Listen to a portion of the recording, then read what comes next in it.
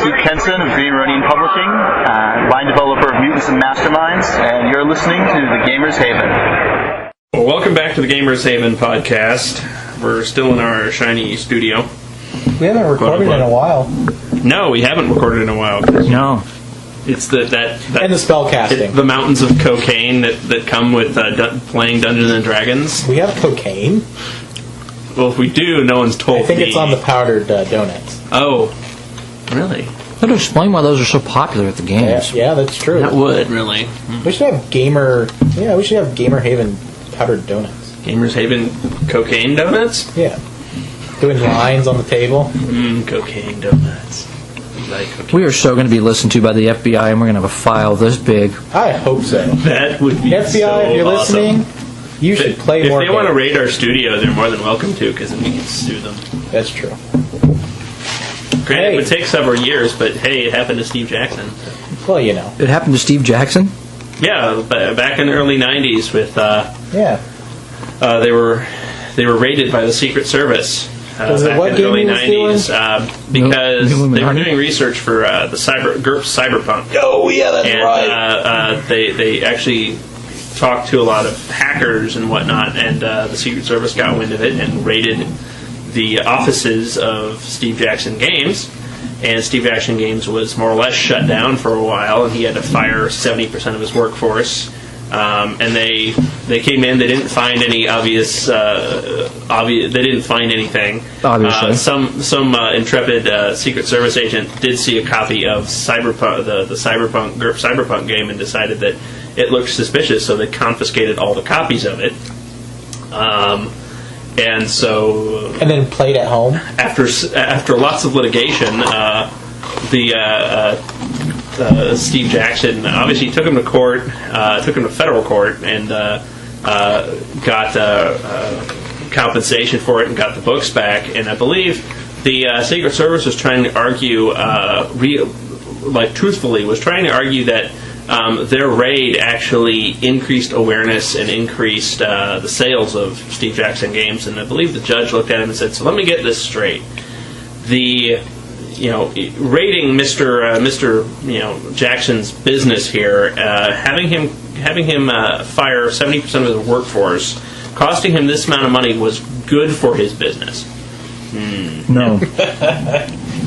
Well, that's the great thing about America. When the government screws up, you can sue them. Yeah, but Steve Jackson is apparently very tired of telling the story now. So. Yeah. Well, you can tell the story for him.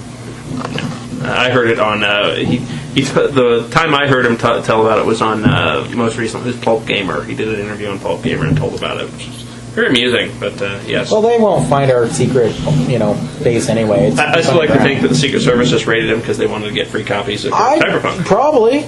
Yeah. And they needed to do something because obviously they weren't doing police work. Not at the time.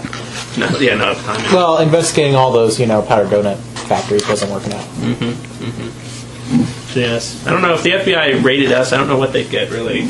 Well, we have the thermal, nuclear weapons, and we have the biochemical lab, the arcane lab. There's the Mansquito and Manskita. Mansquito and Manskita. They don't work close. Paul the Mansquito and Paulita the Mansquito. We have the time-traveling devices, lightsabers, the large death rays. Genetically engineered the death rays. No, I got a license for them, so we can put them back together. Oh, right. Okay. Surprisingly, if you print those licenses on your computer. No. Well, they're licensed under the state of Gamers Haven. Yeah, I found. Well, no, I found out it was kind of strange. If you actually take the licenses to the government, they're quite willing. Really? It's like $5. All right then. Yeah, it was cheap as chips. I didn't have to print anything off. They might be kind of annoyed with us generating our own money. That's true.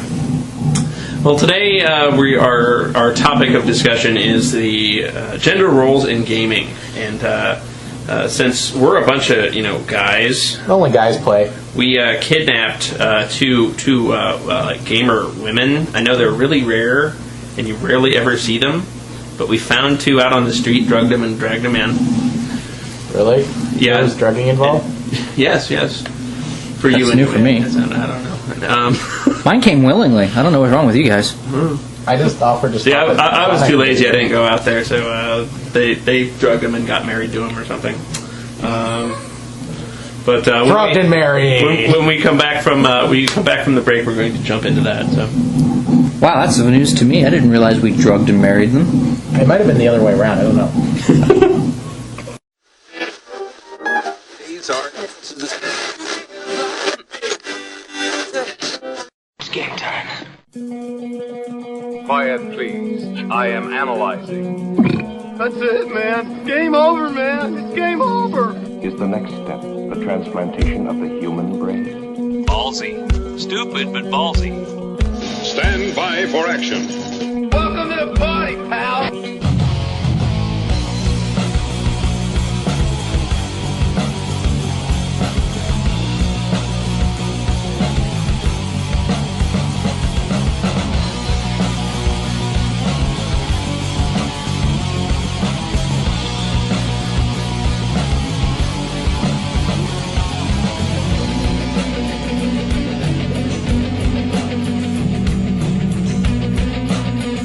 Okay.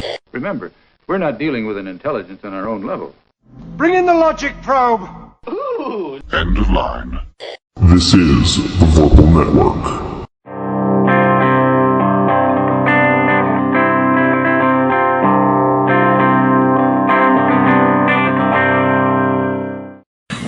We are back, and today on the show we are talking about gender roles in gaming. Gender roles. So we've got both the male and female perspective, and also the male perspective of the female perspective, and maybe the female perspective of the male perspective. But when you're running a game or when you're playing in a game, it's something you obviously have to take into account. Are our games sexist? Yes. I think it ultimately depends on the group you have. Well, okay. I favor the women always well, in my games. From our point of I'm view, sexist. What can I say? Are our games sexist? Well, you're just a lesbian trapped in a man's body. I think my game's Well, kind you of- know, I just can't help that. Yeah. Right. I think my game's sexist. And I kind of do a little bit on purpose, and so far I haven't been shot down. What, you're Rusk women? They're not Yeah. sexist. Come on. Damn hot. Don't you watch television? Just insert picture of any Avalanche Press game right Cover. there, and you Yeah, have an I idea do. of I do that wish game. Avalanche Press hadn't forced all that upon us gamers. Oh yeah, That was a little bit extreme. you take the role-playing games. Yeah, it's a role-playing game. Well, I think gaming is predominantly, at least viewed as a male industry, Yeah, viewed as it. and it's even marketed that way. I think. Well, chainmail bikini chicks, That's true. at the different. There is even a company that's called Chainmail Bikini Games. Well, that's just so- funny though. But is it funny or not? I mean, it's funny to I us. really don't know what they do. But I remember Gen Con, and you go to the sword places, and you got chainmail bikini chicks everywhere, and Yeah, and ones that you really wish would wear something underneath the chainmail bikini. Well, one would also say they wouldn't sell, they wouldn't market that stuff or sell that stuff if people didn't buy it. that's true. That's the sad thing. You know, Avalanche Press made money of Oh, some yeah. sort. Considering how many books they put out, one had to sell somewhat. Well, they had what, 5 books out a month or something? It was crazy. I don't know if they're not mongoose. They're not shotgun. They're not like 200 books a But month. No, nobody's I don't know. nobody puts Although- out that many books. have you guys for mongoose. seen the Avalanche Press books? Nope. Yeah, my favorite one was the lady in the thong bikini, the leather thong bikini, in 3 feet of snow. There's Right. Yeah, There's- the barbarian book. I'm like, oh there's yeah, always barbarian. been running hot around chicks that. and fancy. See if I can load up some of the covers for you. This is ridiculous. This actually made us just kind of go, where Yeah, we were bothered by the. I was offended at it just for being a male Because gamer and there's looking so at it going, much of it.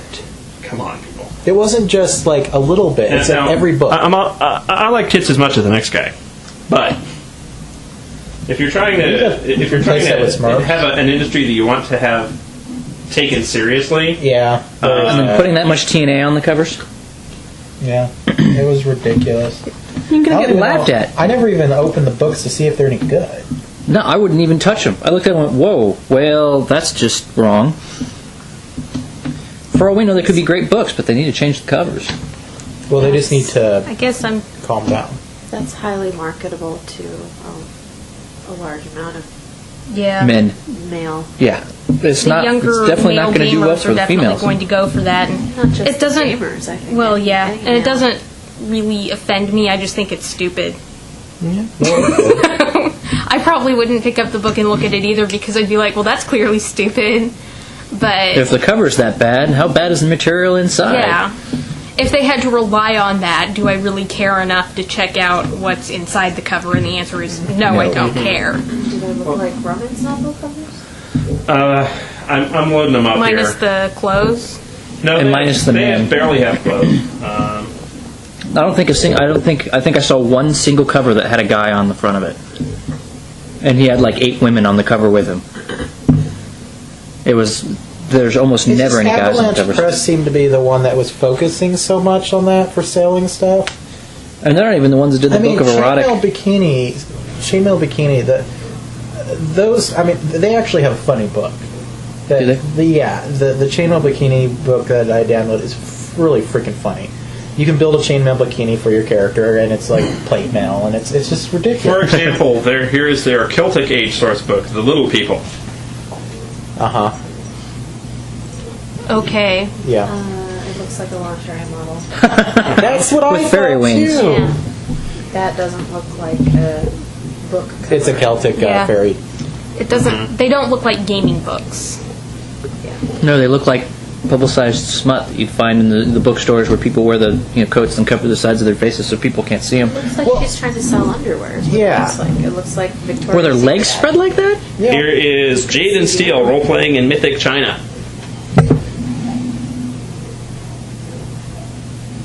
Okay. I actually kinda She's like not that as bad. outfit. She's not nearly as bad as the fairy, but The fairy that's sitting there, yeah, that's just wrong. With the And now Spread eagled. give you my personal favorite, the Viking Age. Role-playing the myths, heroes, and monsters of the Viking Age. Yeah. That's the lady in the little leather thong bikini in the snow, isn't it? yeah, that. The book Now, is for a book, I mean, that's the whole selling point. We're not talking about like, okay, this book. I mean, that's all you see is the first thing. And for me, I'm like, hey, that's a cool picture. And Lisanne's Arabian's Adventures. Okay, now that one's just. Whoa. Is she even wearing anything on top? She has pasties. I've seen that one. That one looks like a Get a little bit closer, Nathan. I was like, I can't see that one. I've never seen that book. It's I like, wanted to see the pasties too. she's wearing You pasties. didn't get on your hands and knees to crawl closer. Did That's you? because I'm 8 feet away from the screen. That's true. Yeah, I know. You guys are much closer than I am. But it's still fun to give you crap. Twilight of Atlantis, maybe? Nice. I can't see it from over here, but it looks pretty bad. All I can see is like the outline shape of These the. again. Yeah. Sit on my hands and knees like a dog. Then you see they also book do. cover. They do their oddball covers, like The Last Days of Constantinople, where there is nary a woman to be seen on the cover, and it's not And bad. there's nothing wrong with a woman on Well, the, they seem on the to have cover. good Well, how? artwork, The but Dragon. What is it? The steampunk they're series. clearly not trying to market the quality of the book. They're clearly marketing to. Oh, wait, not children. Not women. female gamers, I would say. Well, and we have to be and fair, also though. keep in mind these are some of those books are Origins award-winning, Yeah. Yeah. Which is kind of sad, but I'd never actually even read the which book. has issues in and of itself. But But at the same time, we do have to keep in mind that fantasy games have had almost naked women for a long time. that is true. That is true. I mean, some of the classic D&D Some of what artwork fantasy is. is to a lot of people. Well, look at That's the Gore true. series, the Well, look at Tarnsman books. the Conan stuff. you Yeah. Conan the- killed, and there's- Conan had women. and getting even away from the fantasy stuff is you even have the roles of men and women in like a sci-fi game like in Star Wars. Yeah. There aren't too many strong female characters in Star Wars, even less so in Who Star wants Trek. to play Princess Leia? And who wants to Wear the play gold Amidala? I mean, come on, what did she do? You can wear the gold bikini if you want, but are you a strong I know character? many You know, it's whose really sad. fantasy is That's the gold that's the bikini. one thing most people remember her for. And with the chainmail bikini book, that Princess gold Leia is the bikini chain- will give you the is the- same is the defense gold as bikini. plate mail. Although, to be fair, the only time she really killed anybody and did useful stuff was when she was in the chainmail. That's true. That's not true. She shot Granted. a hell of a lot of stormtroopers. Yeah, but those are stormtroopers. Yeah, But that was after the chainmail bikini, really. Troopers versus choking Jabba the Hutt with the chain. That was pretty badass. So what do they say? You have to wear a chainmail bikini to gain the power? That's right. Apparently so. Yeah. Well, damn, It takes I'm always the going to be rage of forever being chained weak. up in a metal chainmail bikini. It's cold. There's a giant lizardy thing trying to lick you. It's a slug thing. I can speak from experience, and Nathan can as well. The years of going to Gen Con I think the number of females at Gen Con has actually steadily gone it's up. gone up. Which is very nice to see, and it's just kind of surprising when you run into someone at the shop and you're talking to them, and the girl's like, "Oh, by the way, we're running a game later. Do you want to join us?" And you go, "What?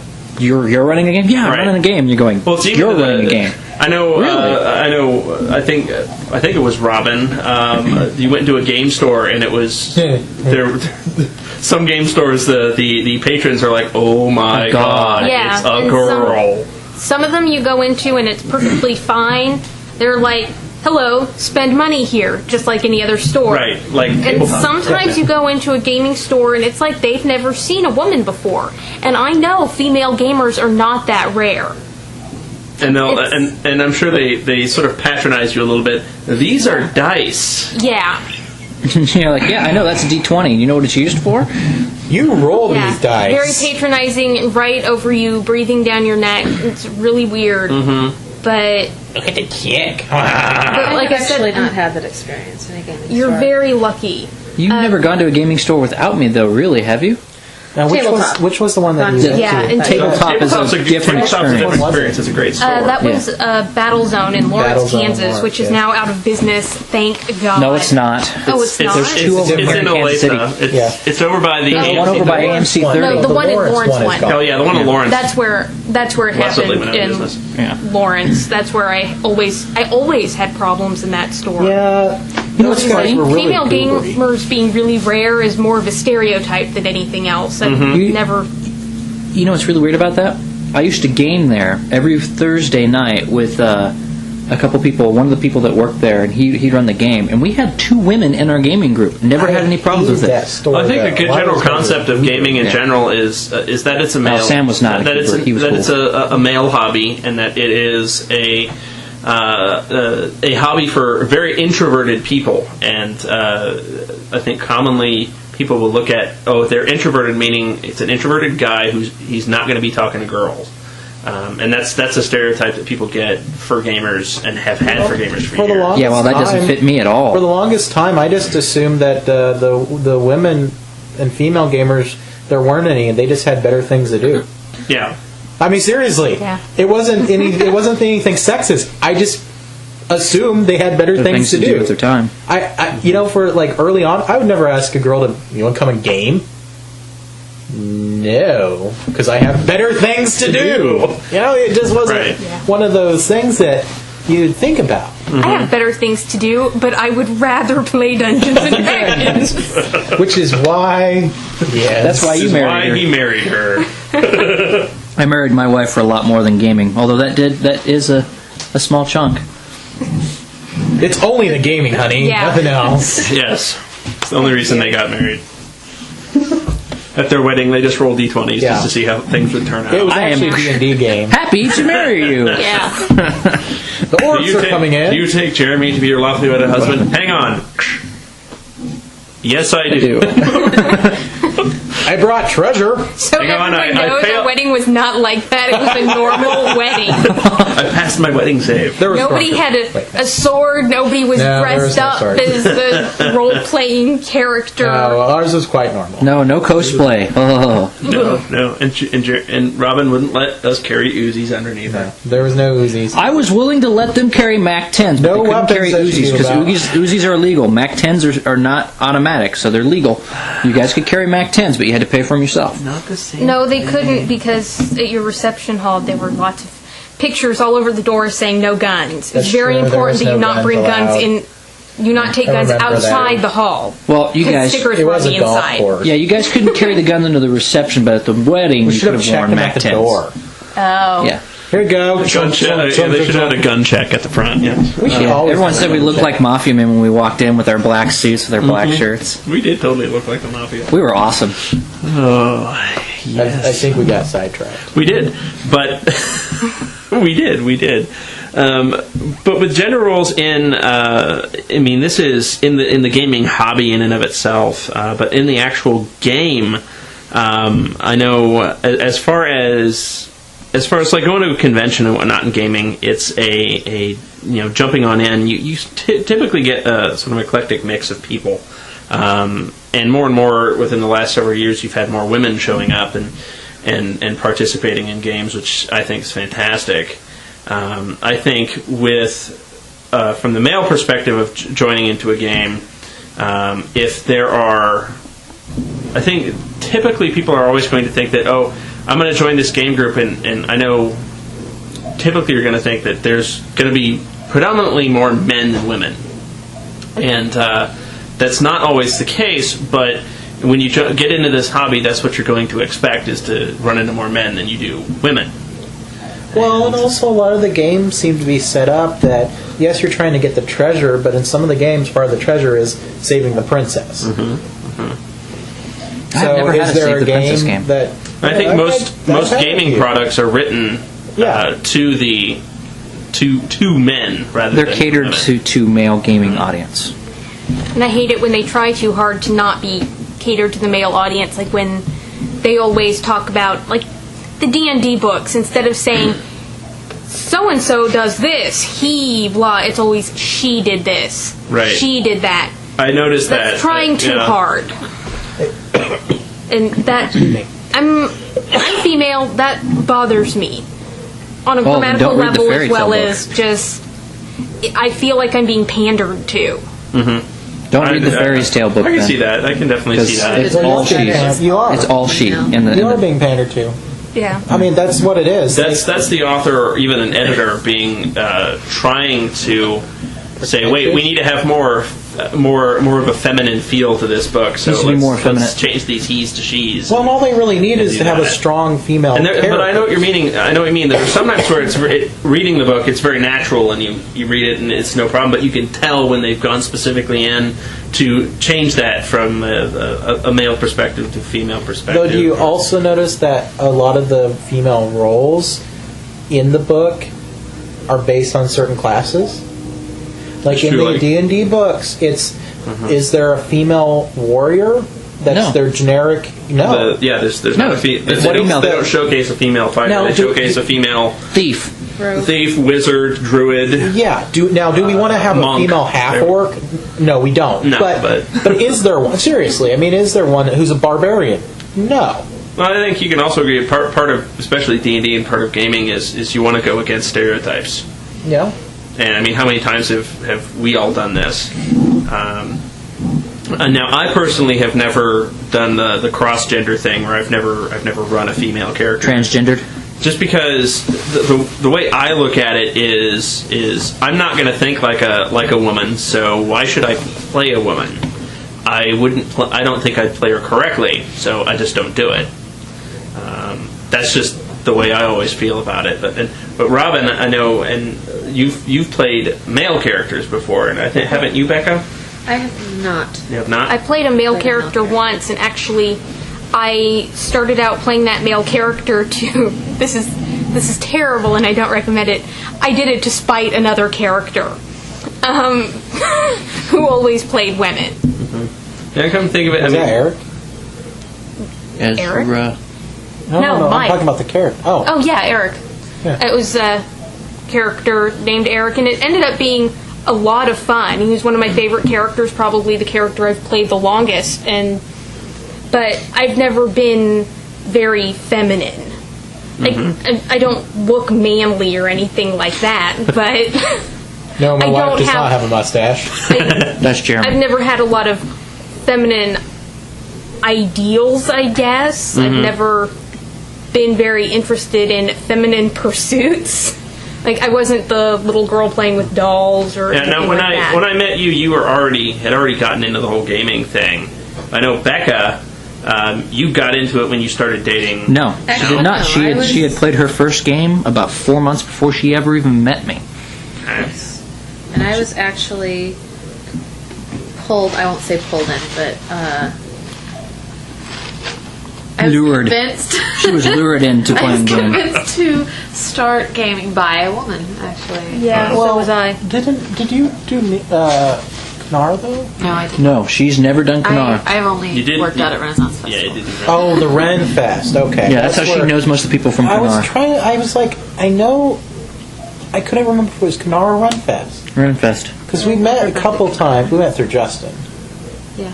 But I couldn't remember if it was Knar or Renfest. It was Renfest. She never went to Knar. Nor shall she ever at this point. But how was getting into the gaming thing? Did you guys have any preconceptions to it?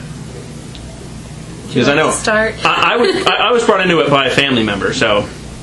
Me too. Didn't you go to I had never really even thought much about it. I guess I thought it was really geeky, but I'd always been really geeky.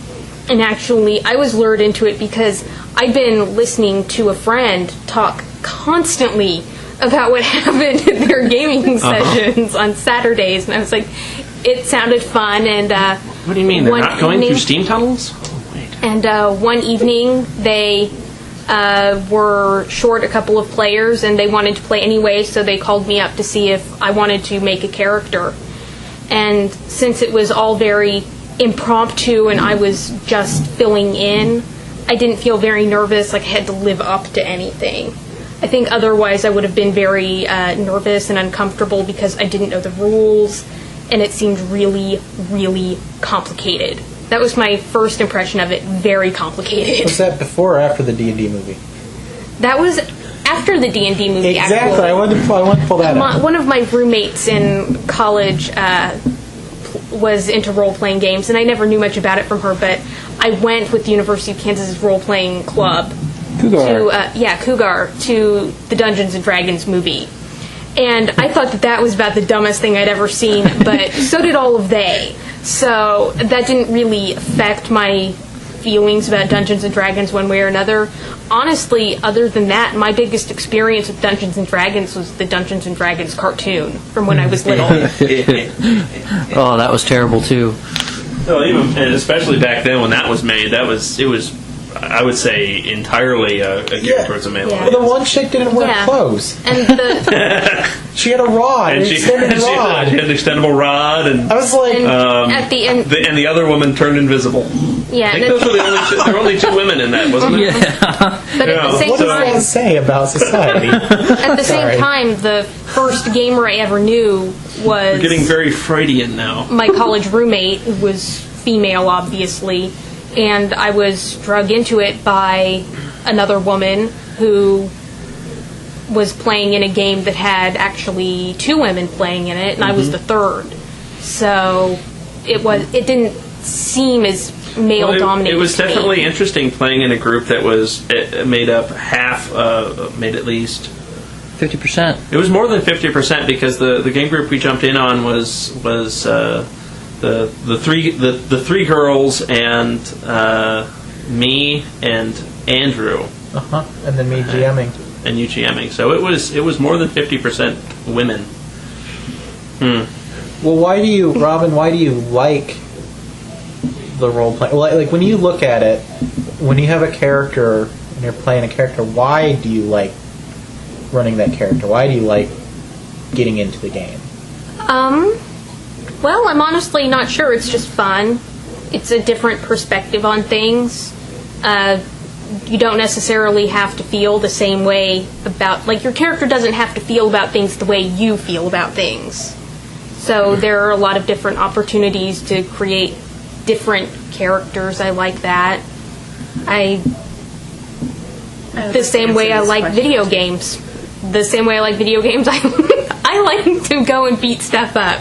It's fun in role-playing games, it's fun in video games. So, because you've played in Ethan's game and you've played in my game, I don't know if you've played in any. She's never played in one of my games. games. Do you think, because you know me and how I kind of have a tongue-in-cheek, and that's why I stated at the beginning my games are sexist, but I try to keep it funny Yeah. But there's different types of I've never a felt- game being sexist. There's Exactly. your type of being sexist, and then there's Evil Mike's way of sexist. Yeah. You know? Like, you know, which is, Mike- there's your tongue-in-cheek sexist, then there's insulting Yes. sexist. There's you know? Evil Mike, who made us conform to medieval society's female roles, which was boring. Being Goes back treated to- sexist in the game is in being very limited in what we're allowed to do. Right, and goes back to one of the overriding concepts of the show is that communication between GM and players, I think, is key. And if you you need to tailor your game to your audience.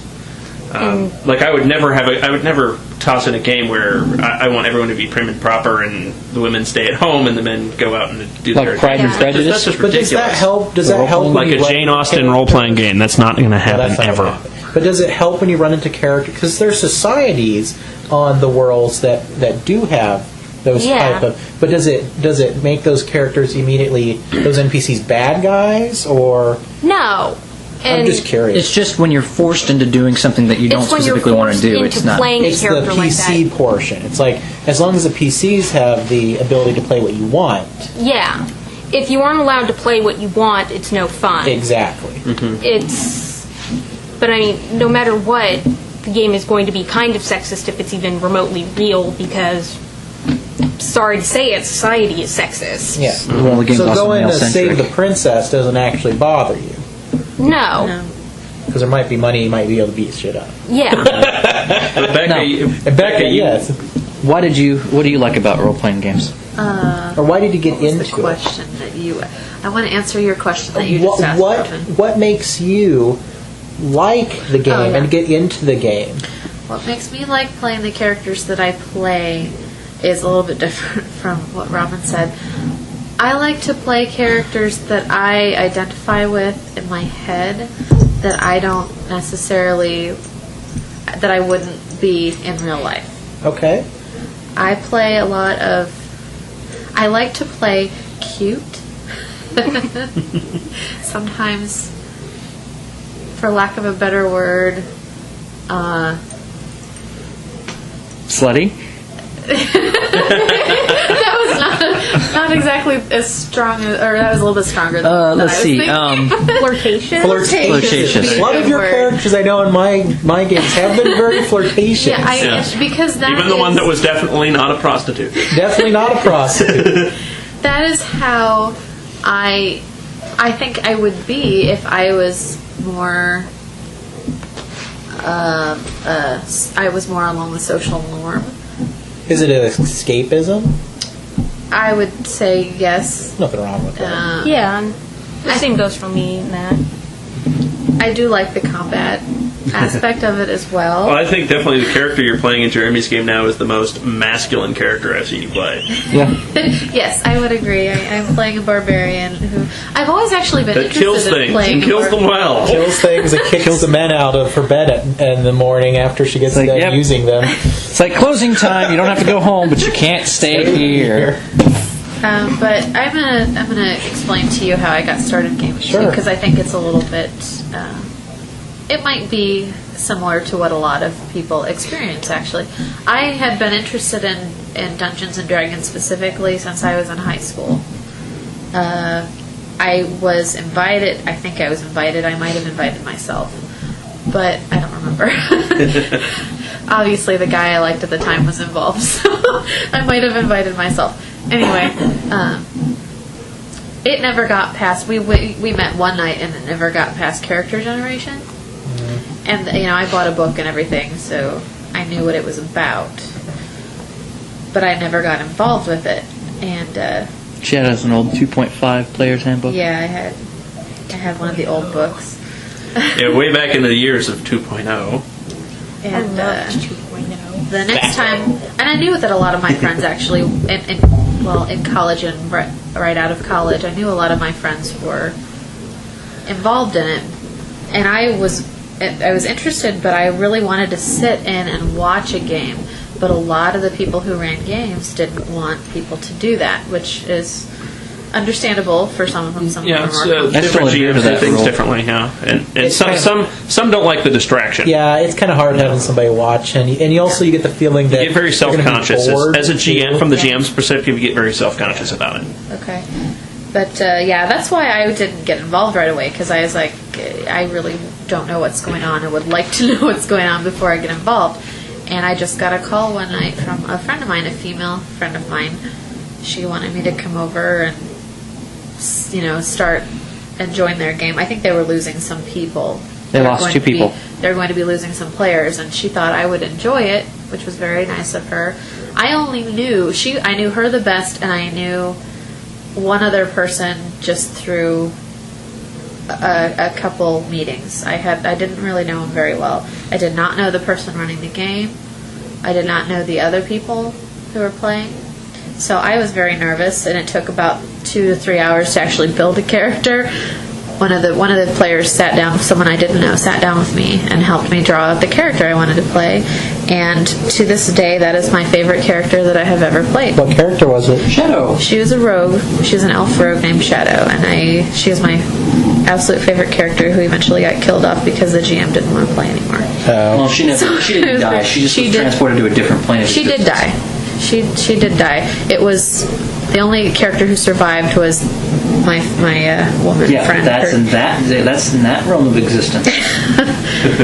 So I was very, very. Never die. They just don't stay in the area. That's true. Sometimes you can edit those deaths. Just get adapted from the Andrew and I had 2 characters that were officially killed off because we went on vacation, and the GM didn't like that. So instead, we just transferred them to Ethan's world, and it worked out well. Jeremy was one of the missing players that I got called in to replace. Not when he was. That's not when his character was killed off. No. That was. That's when we went on vacation. That all happened later on, but they were on vacation for some week, and they wanted to play anyway, so they called me in, and I got back, and they were very angry because in the time they were gone, I had found a very powerful magic sword. Actually, I showed up, and I was like, what is this girl doing with that magic sword? That girl was swinging that magic sword very well, by the way. I picked up on Dungeons & Dragons 2.0 very fast. I miss Thaco. They were destined to be married at that moment. Someday I'm going to have a character named Thaco Johnson. Thaco Johnson. I miss Thaco. I liked Thaco. Well, I got a couple other questions, really. When it comes to the role-playing and the gaming worlds and such. Because I asked you both what you like about it. Both of you in combat, escapism, doing things that you wouldn't necessarily do yourselves, or you may want to, or just doing something completely opposite. But what things about a lot of just in general, and you can use any of the different games, what things do you not like about it? Or what things do you not that you'd like to see change, maybe overall, or just like, or maybe you haven't even put much thought into it. I mean, I don't know. That'd be me. I have not put much thought into that. I haven't put much thought into that, but D&D when you guys or not even just D&D, just role playing. some games the combat goes very slow. Yes, that's true. Was that which one was it that you had to have a degree in accounting to actually be able to figure out whether you're good or not? Champions. I actually dislike playing spellcasters because it is very hard for me to think that far ahead. And spellcasters? And I don't like spellcasters because they're so weak at low levels in the current D&D system. And a lot of other systems at low level, I mean, you get hit once and you're dead, and you're totally useless because you don't have any decent spells or you have so few. I think that permeates Dungeons and Dragons. Yeah. You could say Call of Cthulhu to an extent, but Call of Cthulhu is you're up against such nasty things. Really, you should the thing with Magic and Call of Cthulhu isn't that their magic users are weaker; it's their sanity is lower. It's to say that's just to say that just magic users are weak in Call of Cthulhu is just ridiculous. Everybody's weak in Call of Cthulhu except that guy. The only spellcaster that I ever played that I didn't feel like I was massively underpowered compared to the other characters at a low level was probably the original Earth Dawn. Yeah. I played an Earth Dawn, elementalist. They did a really good job. I personally have never played Earth Dawn is fun. And I felt like that was really well balanced. Like, I wasn't more powerful than the other characters, but I wasn't a pathetic weakling that just stood back during combat waiting to level up either. Smurf. Sorry, you got a ton of spells starting off in that game, and you could hold your own if you had to. And also with spellcasters, it's one of those things that with warriors, you can kind of just go into a game and just play. Yeah. Spellcasters take a lot of... If the GM... it has to be like a combination of both the GM and the player, because a lot of times you can either put it all in the GM, which I sometimes feel with particular players. Is necessity. Or you put it all on the player, which isn't fair either, because... Especially if they're new to the system. Yeah, you got with spellcasters, one, you have to baby at low levels right now, and two, you kind of have to work both ways. You have to be like, the GM has to do extra work, and so does the player. Yeah. That's why I like playing, if I'm going to play, I'm not very good at using spellcasters like mages and sorcerers, because of the fact that you have to know what you're going to cast. It's very hard for me to pick out what I'm going to cast. That's why I like clerical casters, because clerics and sorcerers at least have a little clerics bit. Go, okay, these are the spells I know. I need to cast this. I can pray for this, and I can use it. We're hoping 4th edition I enjoy fixes playing some of clerics, and I enjoy playing fighters. I've found I don't like mages. Have any of us ever actually been in a game, played in a game that was run by a woman? Yes. I have not. I have. At Gen Con. Earth Dawn was... I think at Gen Con I have. So Earth Dawn was run by a woman. My first Gen Con game was run by a woman, and she was awesome. We played orcs, and our goal was to get the magic juju stick, and it was a great game. It was a full table, and what would you say? What would you say are the major differences between a man running a game and a woman running a game? Is there like huge differences in that style? I mean, obviously, style's going to change from person to person, but... Well, part of it was an inexperienced GM, but there was also less combat. Yeah, there was. More emphasis on the role-playing? More emphasis on the role-playing. There were puzzles that we had to get through. And that was kind of cool, because at that point I was still very much enjoying like the old computer role-playing or adventure games with the point and click with all the puzzles. So it was great to hit a lot of guys would rather just smash the shit out of stuff. Yeah. Oh, yeah. There was a lot more... we were orcs. It was less combat, more logic. Open door, okay, pick lock, okay, bash door in. No picking locks. Bash door in. See, it's difficult for me to do the heavy role play, which is why I never play a character with high diplomacy, because I don't want to be the one who the whole party relies on. I played a character that had very high charisma one time. That was Lydia. And I don't have a high charisma. That made it very hard. It's hard to... That's another bad thing about the mages. You can play a character that has very high strength when you don't.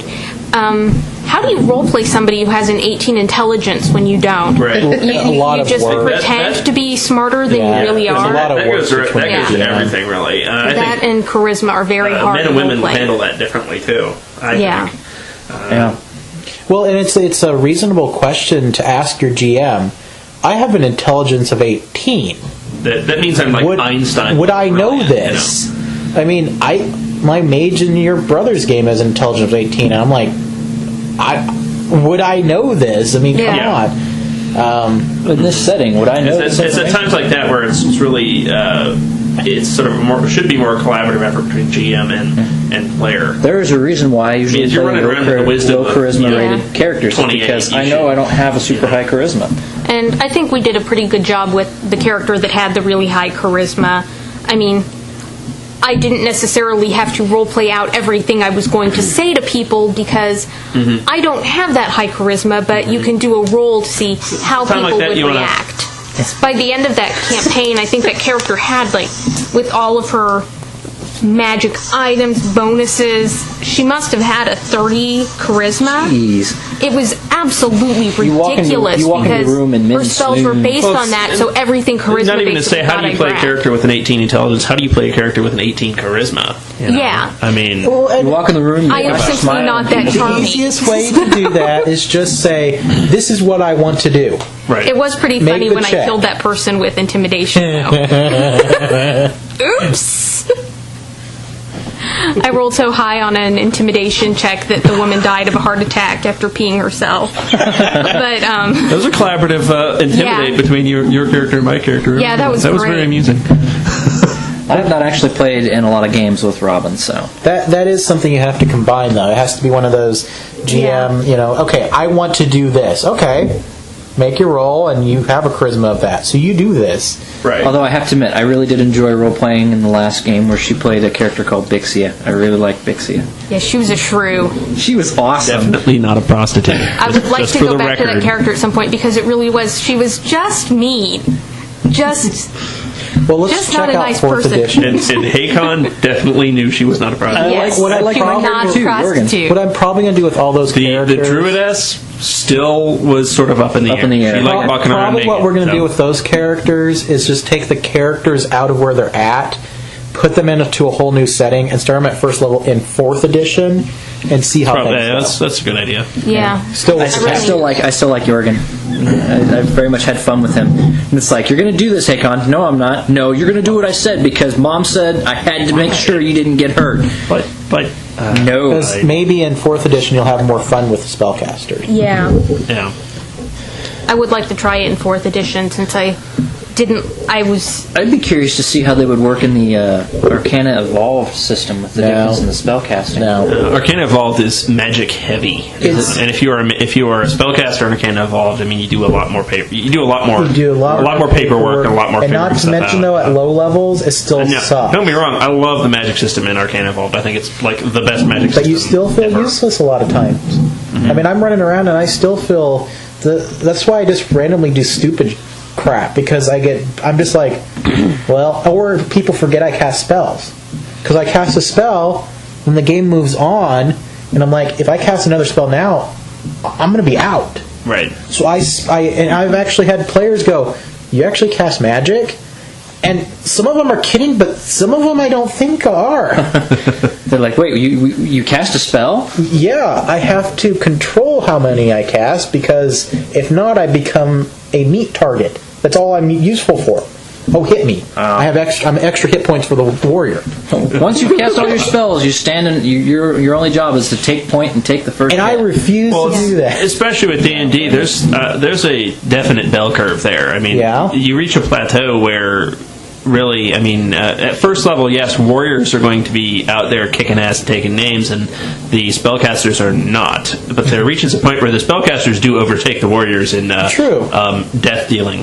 But if that warrior is built correctly, though... Usually that's about at 5th or 6th level when a mage gets access to If that fireball. warrior is built correctly, though, at level 20, if he's built correctly, you cast your spells. If he's still alive... that warrior is going to just screw. He's just going to kill you. He's going to mow you over. Which is why the mage just plane shifts them to somewhere else. Yeah. I don't want to fight him. He goes away.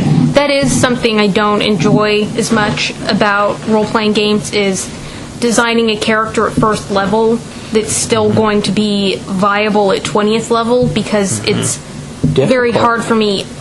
I don't want to go through and read the entire book and learn all the mechanics because I'm not GMing. And that takes a lot out of it for me if I know what every monster is the second we see it. Yeah. I guess that leads into metagaming. Yes. With Yes, it does. Now that I know what metagaming is, the first time I heard it I had to ask, what's metagaming? Because it had never occurred to me that people might do that because I don't know any of that like stuff. last night, I was sitting there the entire time everybody was talking about the cat bites and stuff. I was going over in my head and going, oh, it's got to be this. And I thought it was a rakshasa, not a raksha or whatever. And the thing is, it can be whatever it's going to end up being. I didn't say anything in game because my character had no idea what the hell was going on. But outside of the game, in my head, I'm going, oh, well, it's got to be But this. even out of game for me, it's more fun if I don't know all that stuff, and it's a lot of information I don't need to know. Well, unfortunately, having GM'd, I unfortunately do have a small amount of knowledge about it's a little bit stuff, sometimes. Yeah, and if you're GMing, you need to know that stuff. And Eric has this in his game, and I won't necessarily have a place here, but I'll allow people to do this. Once you reach a level, if you realize that you reach level 10, and you're like, I'm looking ahead, and my feet suck. Is this not working? You have to allow a person to rebuild sometimes. Like Eric has that place you can go and get rid of. That's actually part of the Arcana. And that's cool. That's cool. And I did have a character. It was reclassify your feats. The one with the high charisma that we just had to go back and completely rebuild her as to a make cleric her useful. Instead of the avatar. Yeah, we had tried a class that was created out of a book. It was the Avatar, and it was just so much worthless. Work too. And it was a lot of work. Yeah, sadly, totally underpowered. Sadly, Green Ronin Publishing did put out a worthless book. Yes. Yeah. So we had to go back and rebuild it. As a cleric, and it worked out. Because that's what she was functioning as a cleric, but she didn't have all of the cleric bonuses. Right. So why not just go back and make her a cleric for the benefit who of happens to have she focuses on her personality instead of her and we just, so that the stats didn't have to be rearranged, we just made her charisma based instead of wisdom. Right. It was just easier. Right. With not just with D&D, what is it that you look for in a game?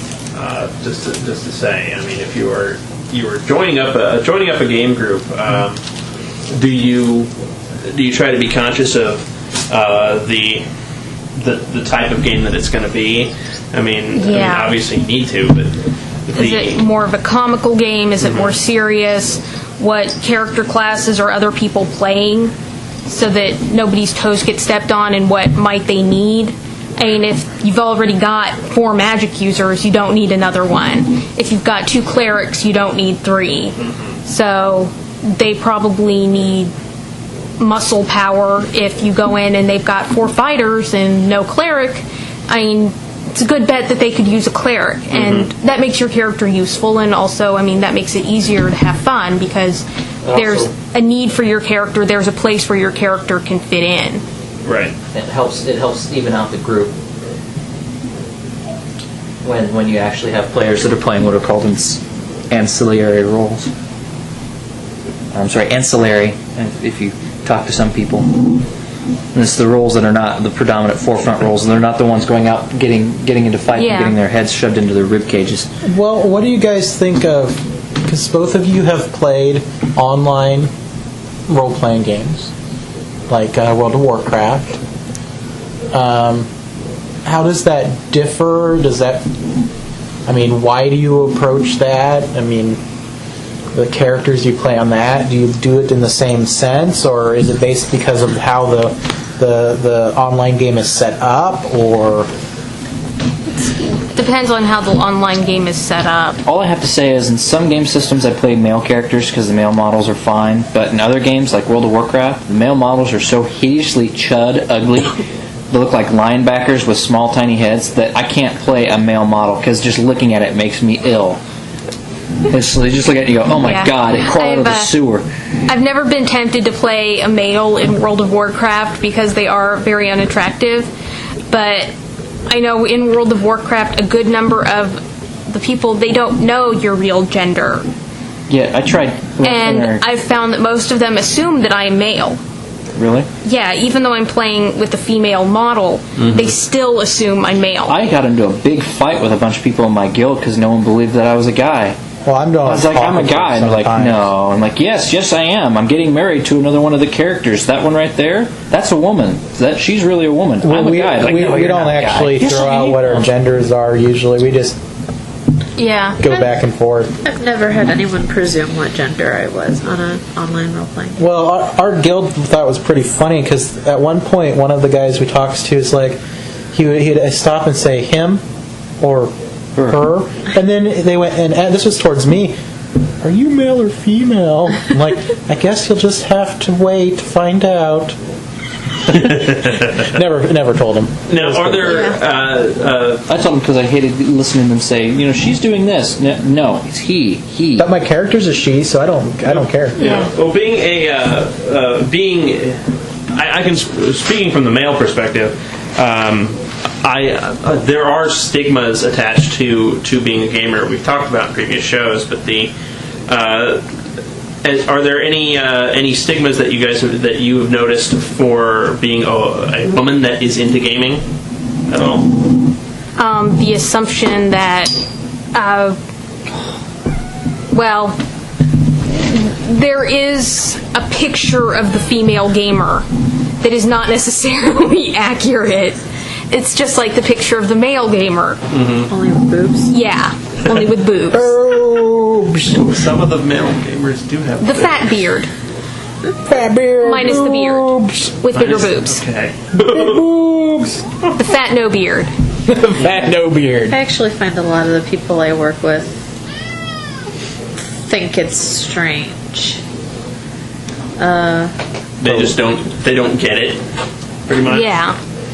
Just Yeah, don't understand. I have learned not to really talk about it a whole lot because. Well, I know from my perspective, I don't hide the fact that I'm a gamer, but I also don't try to not for being ashamed or anything. It's just I don't want to be asked, well, what is that? Because explaining what gaming is sometimes can be a chore. I've tried to do that too. I've tried that before, but I don't think the stigmas are really any different for male and female. I think they're the same. That geeky, antisocial person who sits in their mom's basement is kind of the stereotype from people who aren't involved in it. And we are... At least we're not Satan worshippers anymore, I guess. We're... Yeah, at least... Anymore? You stopped? At least most of the Satan worship... At least most of the Satan worship stuff has gone away. Yeah. Like the dark dungeons type of thing isn't the predominant way of looking at it anymore. I do believe my parents thought it was something satanic when I was young. See, that's so funny because my parents were just like, "Oh, he's doing this. That's a lot better than what he could be doing." I do find it interesting that you guys didn't get brought into it by a family member, and that I did. That predominantly the three of us got brought into it by I got an older brother. My uncle brought into got it by me my into father, it. Older brother. et cetera, I do have an older brother who's very into sci-fi. He was the one who got me into Star Trek and Star Wars, and my family's were always very into Jones, all the fantasy and action, sci-fi, just not role-playing It's just another way to do fantasy. Just another way to do fantasy. It's just like a fantasy book, except you're the character. And my stepfather always played the online, not online so much because it's quite a while ago, but the video game role-playing games like Final Fantasy and Zelda, Ultima, the King's Quest games, things like that. Apparently my parents did associate Zelda with role-playing. Yeah. Because we played a lot of Zelda. Zelda's just awesome, though. Well, I guess to sort of steer this towards wrapping up, when you're looking into a game, what is it from your perspective that you look for in a game? The people that I play with. Yeah, I mean, pretty much. I have to be comfortable. with Yeah. the people I'm playing with. That's why I have never played in a game at Gen Con, because I'm very uncomfortable anyways when it comes to gaming. I don't feel that I'm a very good gamer. I've heard otherwise from some of the people I've gamed with, but it's difficult. She means for me. everyone she's gamed with, by the way. It's difficult for me, so that's why I prefer to game with people that I'm comfortable with. Yeah, I prefer to game with people I'm comfortable with too. As far as the games themselves, just solid, fairly simple mechanics, and obviously I like THACO, so I have a strange idea of what simple is. But I mean, I trust you guys to I trust you guys to pick out games that have good mechanics. But I remember playing what was it? The Tri-Stat system. Silver Age Sentinels, right? Yeah, I've played BESM, and it was just awful. But Silver Age Sentinels, the Tri-Stat system worked out pretty well, and I think that... It was also based on a 10-sided die rather than, I think it was a 6-sided die. Yeah, BESM was a... Yeah, and And also understanding where the tri-stat system came from is that was better than the champion system. Yeah. Gives you an idea how the champion system was. I think... Or is. Yeah, a good system is important because you don't really realize until you get totally bogged down with rules how bad a system can possibly be. Yeah. You really just want the GM to kind of say, hey, you got a +2 modifier to that. Yeah. Right. That's one of the reasons why I nixed my Shadowrun game, is got heavy into the rules, reading the rules for how to run the game, and I went, there's no way players are going to want to do this. You've got dice pools for combat, you've got dice pools for defense, you've got dice pools for spells, and each one is an individually separate dice pool. People are going to get confused. Simple is often better. That's why D&D and Mutants and Masterminds, both of those are very simple. I really like D&D. I like the Mutants and Masterminds. Actually, Earth Dawn I didn't mind, but it was the new Earth Dawn pretty much really the first one I played, so I didn't know anything else. Right. I think if I went back now and started trying to play D&D 2nd Edition, I'd be like, my God, why is this so complicated? If I went back and looked at the original Earth Dawn, I'd be like, why do I have to roll a different kind of die for every single thing I do? Which is kind of what you were talking about with Shadowrun. I think they had the same system. They have basically the same system. The difference is you have pools of dice that you attribute to what you do for your actions. They're all D10. Everything's D10 in the new Shadowrun. But everything's got pools of dice. You have action dice you have a pool of dice to do skills when you're in a combat situation. You have a pool of dice to defend with that you have to roll. You only have so many dice to defend against however many attacks coming your way. It just gets really tedious. You have to decide how you're going to go. You know what you could do? You could just take D&D or Dice 20 Modern and just make it a Shadowrun. That's true, and it might be worth doing at some point in time, because I really do like the Shadowrun setting. The Shadowrun setting is really neat. It's an interesting idea. I was interested in playing Shadowrun. But the system is just very, very complex. So I didn't even get into the hacking. So running through as a whatever character you choose, saving the princess or whatever, getting the gold and beating up on monsters. That's about it. That's pretty much what we want to do. I think we go about it in different ways, but ultimately that's what we all like to do. Play something that we aren't necessarily, expand our minds, expand our sometimes morals, depending on the character. Chaotic neutral with evil tendencies. That was fun. Oh yeah, all that treasure's mine. I'll give it to you once I collect it all. Here you go. That loot's mine. Here you go. All right. Well, we'll be back after this.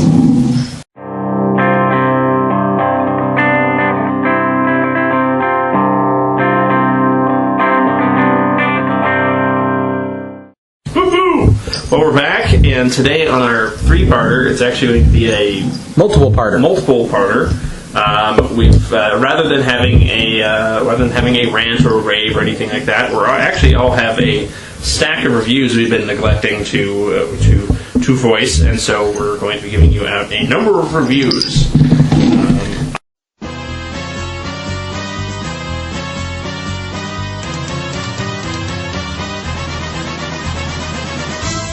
The review. I will start off with a review of Blackworm Games' Algernon Files 2.0 and the Fires of War, the Algernon Files Volume 2. They're published under the Mutants and Masterminds Superlink program from Green Ronin. These are from Blackworm Games. The Algernon Files and Fires of War are two character compendiums, also with some setting information for use in your Mutants and Masterminds game.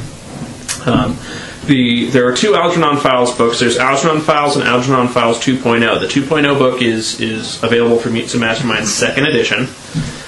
The Fires of War and the regular Algernon Files book are just for 1st edition Mutants and Masterminds. So, with the help of the conversion guidelines that you can find on the Mutants and Masterminds website from Green Ronin, you can convert any of those characters over pretty easily. The Algernon Files, the first book, is a book that is entirely a character compendium. It is available in both PDF and in print form. I do believe it's actually also available in a print in full color as well. It's a bit more on the expensive side, but we're talking hardcover book, and I can definitely tell you that the production quality on this is not quite up to scale as Green Ronin's Mutants and Mastermind stuff, but it is pretty darn close. It's very beautiful books. The Algernon Files is about 144 pages long, while the Algernon Files for Fires of War is about 128 pages. What it does is it actually breaks down heroes and villains into there's solo heroes, solo villains, and there's superhero groups and whatnot. It's pretty. The reason I really like it actually is it does present you with a setting that you can use if you want to buy the Mutants and Masterminds books and these books.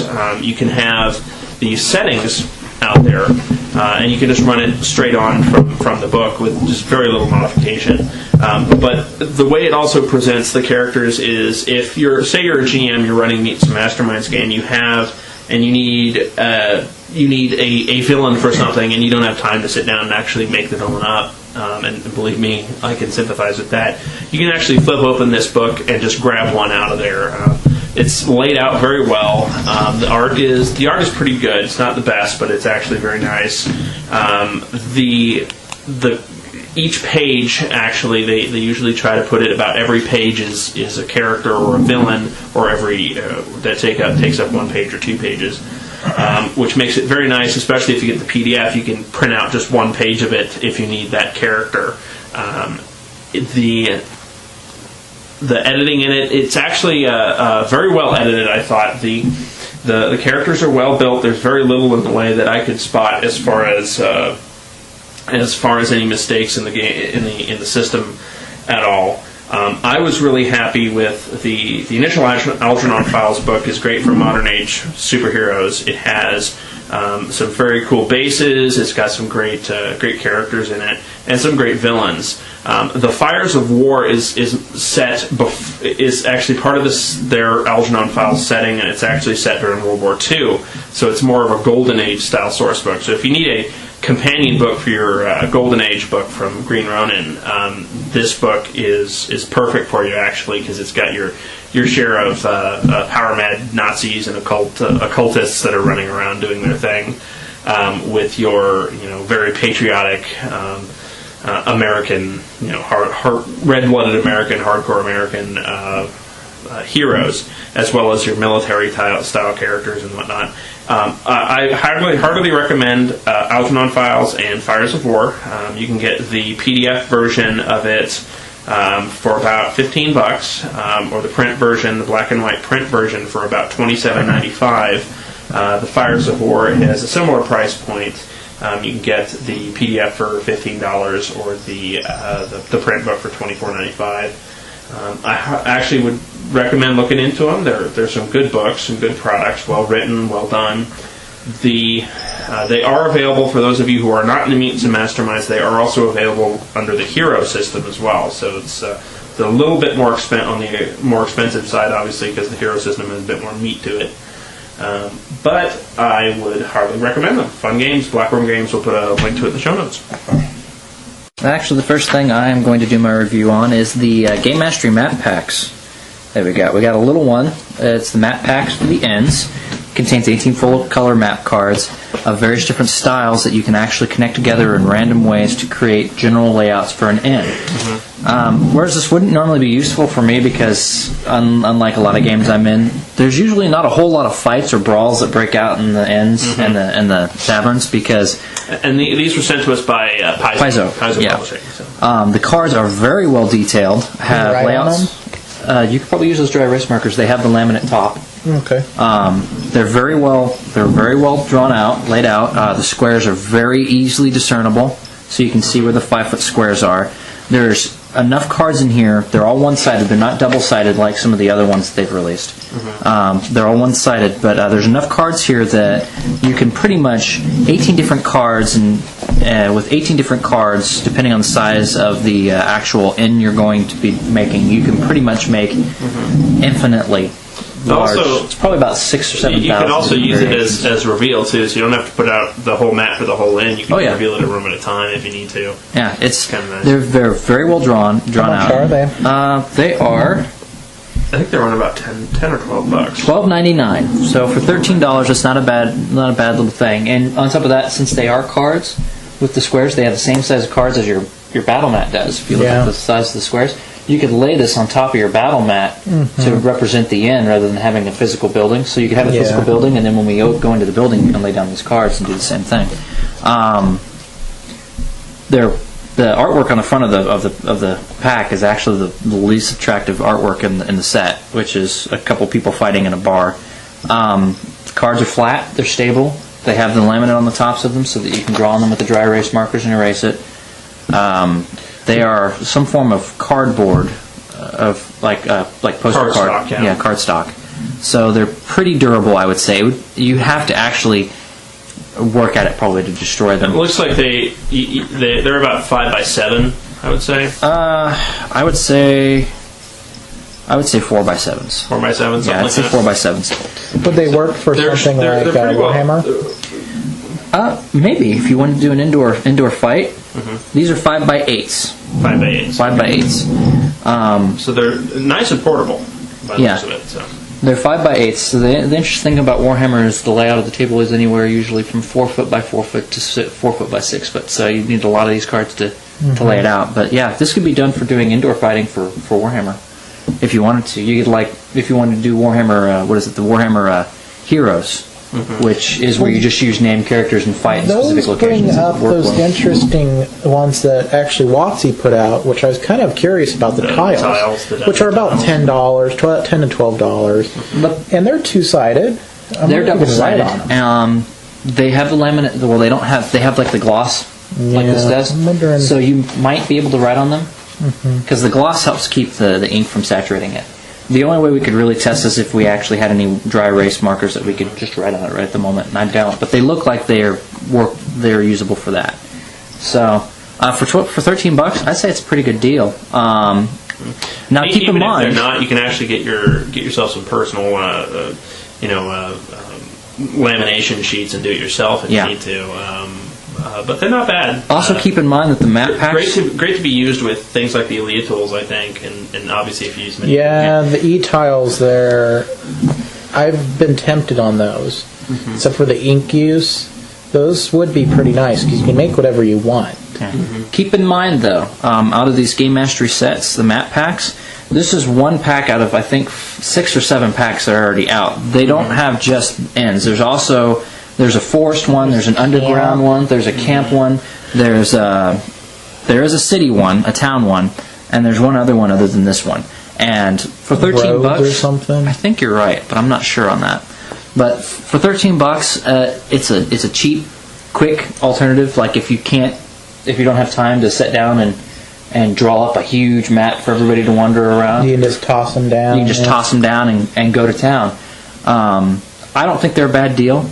They are pretty. What's the word I'm looking for? They are pretty specific. So you have to have a specific use for them. I mean, it's not like you can't lay down a tile and go, okay. It looks like they have about 18 different map packs right now. There's, really? Forest, campsites, caravan, cavern, city, countryside, dungeon chambers, elven city, fortress, graveyard, haunted mansion, inns, ruins, sewers, slums, temples, tournament, and village. Looks like, and they range from about $10 to $13. Looks like. Yeah. I think I might have the sewers one. Yeah, I think you do. It was sitting right next to me last night. Cool. But yeah, I think they're not bad for the price of what you pay. They're pretty those good. Come from the so miniatures. That's my first review. Well, these were two things that were sent to us. One is a Game Mastery. Both of these are from Paizo. One is the Carnival of Tears. It's by Tim Hitchcock and Nicholas Logue, L-O-G-U. Has a creepy-ass picture on the front of this evil clown guy. He's going to eat your babies. But anyway, Like typical game mastery fashion. In the back, you have the PCs. They're non-typical PCs, I guess. I don't really understand why they say they're non-typical, other than the rogue has an intelligence of 8. And actually, the female sorcerer and the female cleric have an intelligence of 10. Smartest guy is the warrior, but anyway. That seems kind of wrong. But anyway, so in the Carnival of Tears, you have a town where it's a mining town, or a logging town, excuse me, and this carnival is coming back. And basically what has happened is nature has been pissed off. And so as the adventure goes on, at some point in the game, the Fey realm inhabits the carnival. And you have like carnival things, like there's a tent which has all of these farming and logging implements in it. Well, once the Fey take over, people go inside and get chopped up and ground up. There's an ice maze which has a minotaur in the center. Basically, they set him free and he goes around and kills people. There's tents that are serving ale that turns people into trees. And it's basically, this adventure is to, one, figure out that this is happening because the Fae have covered up all of this. So basically the people going to the carnival are like, everything's fine! And then they're eating like baby popsicles and don't realize it. It's just twisted. Trying to find one here that's just like, this stands out. Oh, this one's just funny. They have a peep show. And at first it's a peep show. And there's another adventure in there where it's like you can run into the owner of the peep show. He's a horrible person, and you can try to help the girls escape. Well, when the Fae take over, though, there's a nymph who's the peep show. And so you walk in, she takes off your clothes, you go blind, and then the rest of the Fae murder you. That sounds totally evil. If a carnival shows up in your game, I'm not. Yeah. They have there's a pieting contest. Well, this one though is run by the Swinomancer. He's a giant anthropomorphic human, pig guy. There's a picture of him, and he has a giant. Basically, is this giant machine that shoots like rotten entrails and crap at people.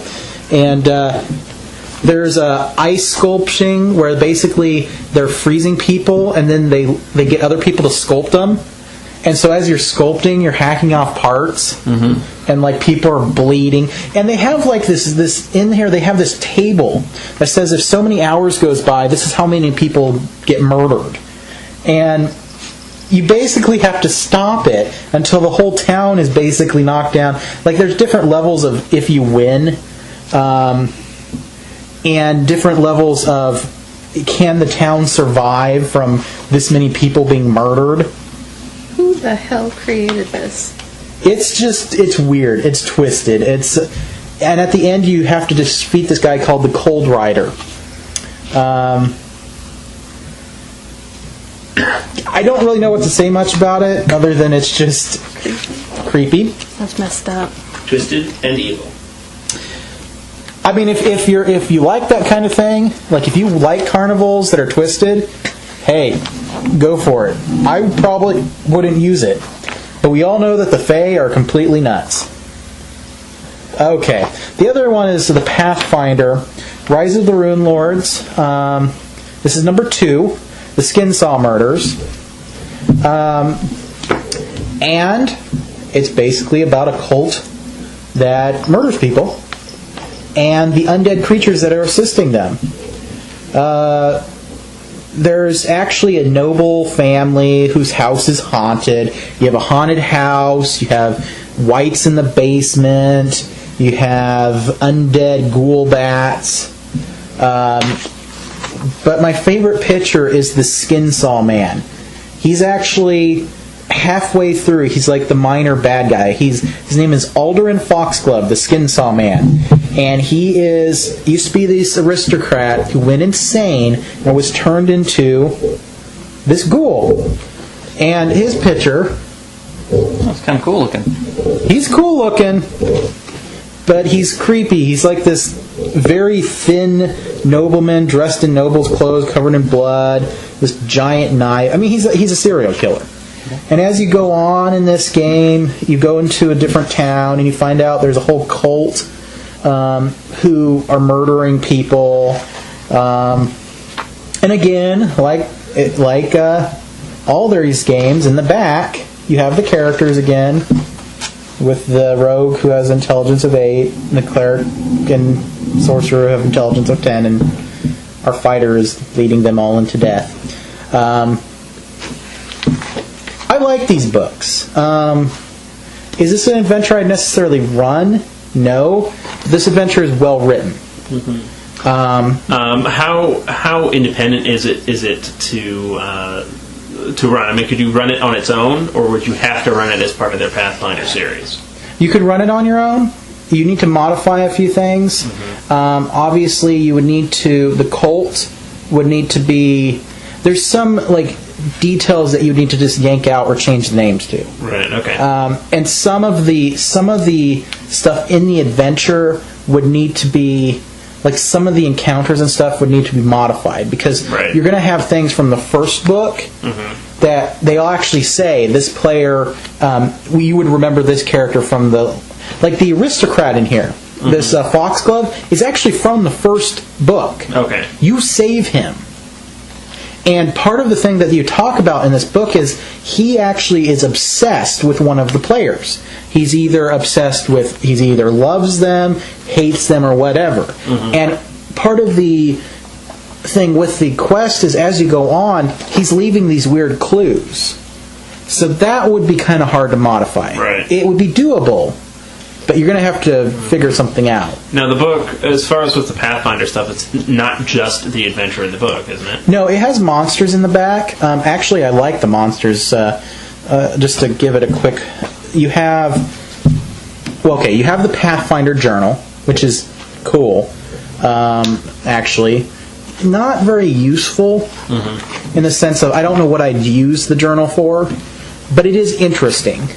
But then they go into information on various different settings and stuff.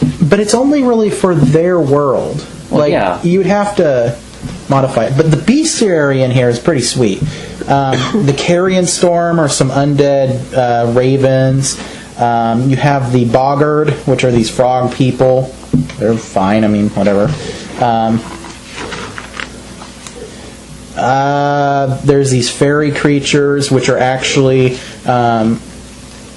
gifts from this particular goddess. They have the goddess in here. The Faceless Stalker, creepy ass creature. But my favorite one in here is they've actually redid the Revenant. Oh yeah? Yeah, they have a whole Revenant template, which I haven't seen actually for a long time, and that's nice. And then the Lamias, these are the matriarchs, actually. You know, the lion women. Well, the matriarchs are actually cursed with snakes. So they're women with snake lower halves, which are creepy and evil. They also in here actually have a new religion. Really? They have a couple of religions, but the main one they focus on is actually, even though this whole quest is about this evil, horrible, twisted murder, it's Densa, the Song of the Spheres, and she's a very... they actually break down this goddess very well. I mean, this is a goddess I would almost use in my world, just because they've done such a good job at it. They introduced a new domain in here. So those parts I really like. The adventure is written well, can be used, but the god portion and the bestiary, very nice. And then they also talk about what's next month. I don't know. I like the Pathfinder books. I just can't bring myself to getting a whole subscription to them. The problem I have with them is they're very well done. The artwork's incredible. Artwork is sweet. The actual adventure path is usually really good, really interesting. Oh yeah, they're well written. Bestiaries are really good. I actually like the Pathfinder journal because I can look at it and go, I can cut that out and paste that right. There is with that. almost You no could do manipulation. that. That is true. The only problem I have is the price. I just can't justify spending $20 $20 per. And I'm not if you gonna. get a subscription, it's down to 15. And I'm not going to argue with some of the people that have read Dungeons and Dragons, the 2 magazines for a long time. Pathfinders is a great magazine for them. Oh, I will not say that it's a bad magazine. Paizo? It's not. It's great. Paizo has good expensive. writers. Even that Carnival of Tears, it's well written. Mm-hmm. Yeah. Just twisted. Right. That's a don't recommend it unless you really, really like Twisted Carnivals. The only people I would recommend. There's a Swinomancer. The only person I would from your review of the only people I would recommend the Carnival of Tears to are people who are playing D&D that love Call of Cthulhu. Well, because you have to be really twisted because from the way that setting is set up, it sounds like one false step and you're dead. It's like the one that I did, the Entombed with Pharaohs that I read. It's just not the player characters themselves, but if you don't save enough people, you've allowed a whole town. Because there's actually, I can't find the chart, but there's a chart in there that talks about how many people are murdered at each ride, each hour. And if you don't stop it, they actually the GM goes in and figures out, did they lose 25% of their population? Did they lose up to, I think it's something ridiculous, up to 50%? And the city can't survive. They just break down into. So it's interesting. It's just not what I would run. Yeah, I don't think I would ever run that, and I'm pretty brutal sometimes. But yeah, it sounds like it's along the same lines as the one that I read. Paizo is a good ride. Yeah, the writing is well done. I just don't agree with the way they have the settings set up in some of their adventures. Mm-hmm. It's just not something I would probably. I don't know if I would get those. Yeah. If they want to send us more free ones, we'll gladly review them. The recently Titanic Games actually sent us a copy of a game called Key Largo. And I got a chance to sit down and play the basic rules of it, for the basic rules for Key Largo, and it is I believe it's a German game that's been translated for the first time in the United States. It was designed by Paul Randles before he passed away in 2003. And Titanic Games has now made it available in the United States. It's a full color board of an island in the Florida Keys. Has 5 wooden boats, a diving helmet, a diving helmet token, 130 cards, 15 diver tokens, 40 hoses, tridents, and weight tokens. It has like Monopoly type money, and it's a beautiful game in the production design. It actually really reminded me of the Fantasy Flight style board game. So I mean, it's very nicely done. Is that the one where your goal is to dive down into sunken ships and steal treasure from them? The point of the game is you have 10 days before the hurricanes come in, and you have to you're supposed to be the player with the most money at the end of 10 days, and you get money by diving for sunken treasure and then selling it in the marketplace. It has some interesting mechanics in that, like if multiple players are in one location, like if multiple players are in the market, that affects how much you get for certain products. So like if more people are selling goods, the less you get for it, or if the more people selling artifacts, the more you get for it, that sort of thing. And gold you can sell gold, which has just a basic commodity. It also goes both ways. As if you go to buy equipment in the market, if just one player is there, it's cheaper. If you have 2 players there, it's more expensive to buy stuff because of demand. And the same thing goes. You can go to the tavern and purchase and buy hire new divers and whatnot, but you can. Divers go up in price if more people are there, because obviously you have to pay more and compete. There is a bit of strategy involved in the game. I have not played it with the advanced rules yet, which adds some encounters and adds a few extra bits to it. So I'll do a follow-up review on that once I've been able to do that. But the strategy involved in the game is you have these divers that you start off with a diver, and you can go to shallow wrecks, and to get to medium wrecks or deep wrecks you need to have hoses. One hose will let your diver go down to a medium wreck, two will let them go down to a deep wreck. And if you go down there, they grab one thing and they come back up, unless you have a weight to discard. If you discard a weight, they can grab a second card.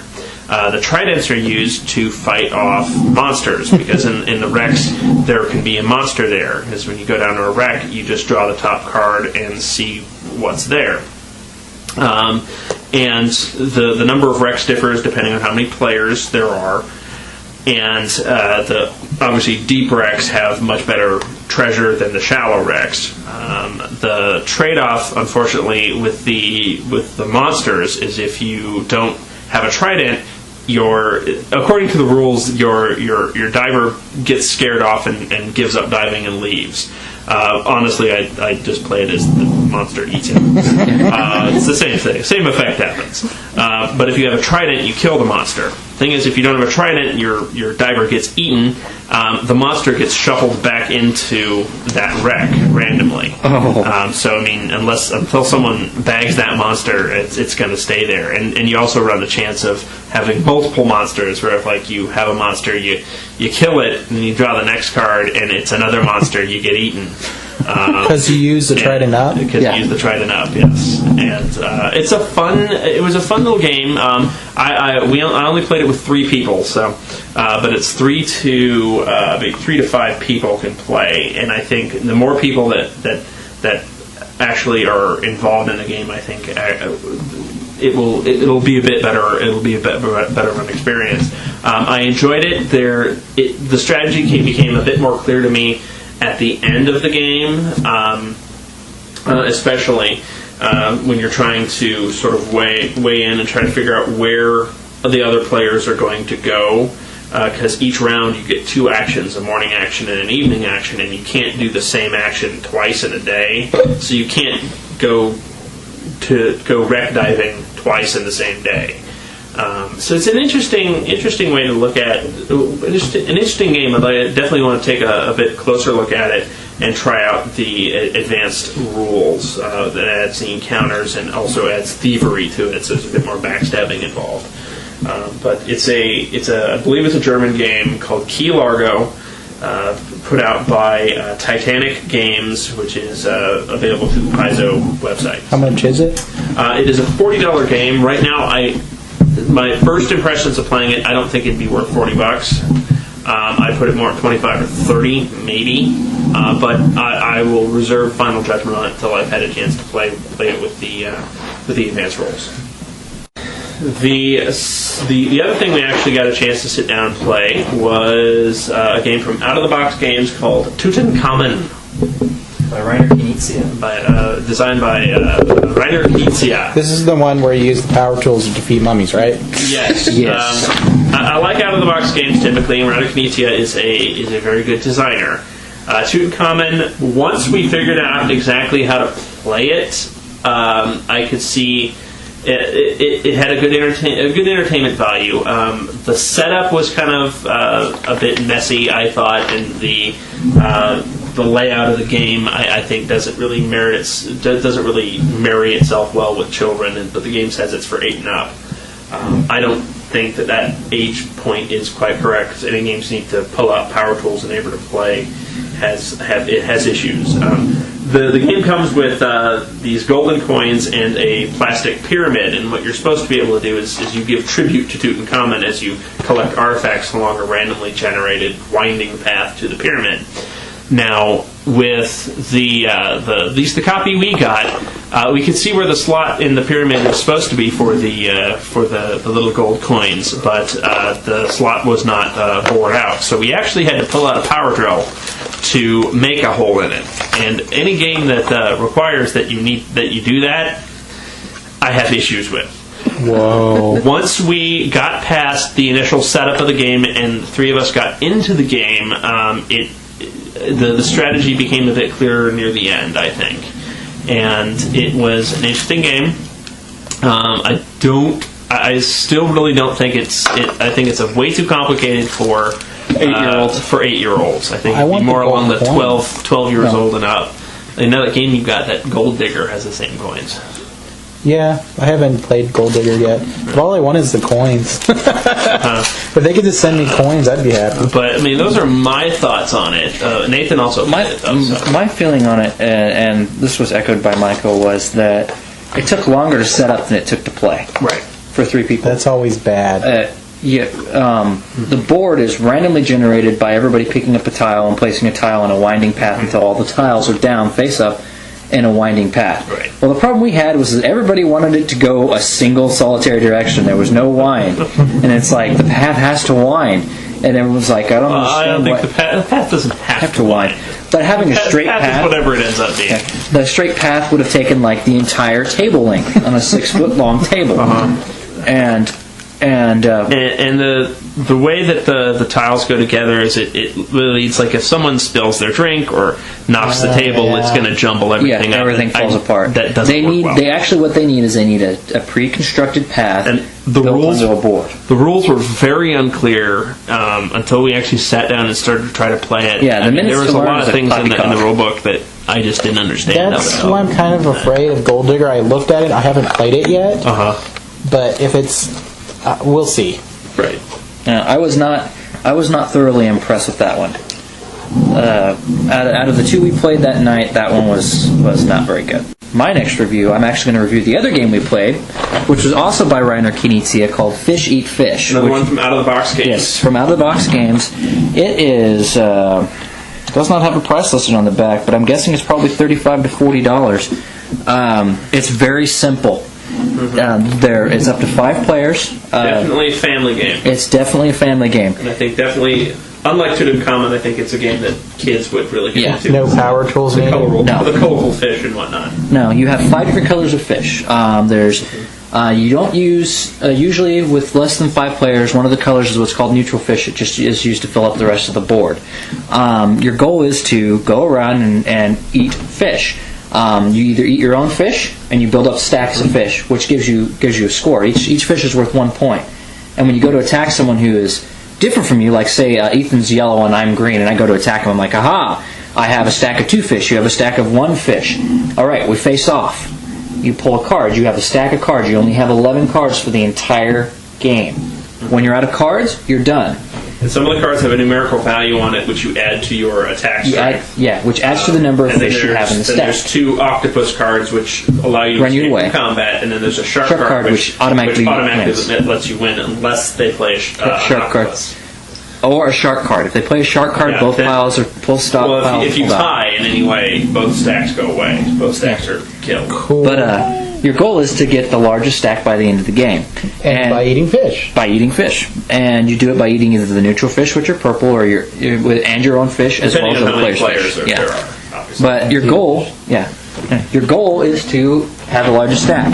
And it's very entertaining because there's a certain level of strategy. The setup was real quick and it played really quick too. Yeah. 20 to 30 minutes is a very good estimate. We played about for 15 minutes and we were done. That's nice. Yeah, the board is very well laid out. It's even got the little starfish. The fish! Yeah. Yeah, it's very nicely done. Oh, yeah. Oh, I'd like to play this. Yeah, it's a great game. We very much enjoyed it. It's a fun little. That's to tell you I would definitely put it as a party game. If you're used to like fantasy flight, hardcore strategy games, it's not going to be something you're going to want to play. No, but it's something you can play with your kids or play with people who aren't horribly into like the hardcore games. But it was a lot of fun. I liked it. I had a lot of fun playing it. What were your? Yeah, Becca won. So what are your thoughts on it? Even though it's an elimination game, it plays so quickly that if you get eliminated, you wait 5 minutes and you guys can play again. It was a very quick game. I will agree with that. I do like the art. It's very simple. Very easy to learn. But it's cool looking. It's very quick to pick up. It was like we sit down, I read the instructions out loud, and all in all, it took about 5 minutes and we were ready to play. So.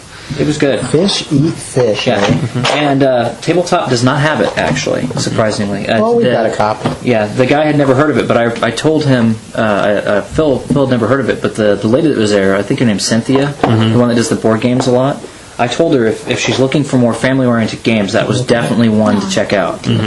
But I liked it. I would recommend it. Oh, yeah, even to totally. people who are into hardcore games, if you want just a light little fast adventure game or fast game that you can play on an occasion when you have 15-20 minutes and 4 people to play, it's worth it. It's about on par with your games like Sorry and Hungry Hippos and stuff like that. Yeah. And it's colorful. Kids will love it, but my point is that it's not Hungry Hippos. Yeah, it's not this that. looks much better than It's oddball enough that it's not going to be something that you've seen before. Lose but it's fun. eyes. That's true. Yes. I was going to talk to you about your iPad. But I thought you were just being a pirate, really. Yeah. Is it Hungry Hippos accident? Yeah. Okay. That's good to know. It's pretty bad. But yeah, it's really neat. I heartily recommend it for family people, especially if they want to have a board game that they can play with their kids, because this is definitely one that you can play. At some point. What? When we have Fish Feet Fish? Yeah. Just tell me when you want me to bring it over. Cool. It was definitely worth grabbing. Tutankhamun not so much, but out of the games to review, this one was definitely worth reviewing. I heartily recommend it.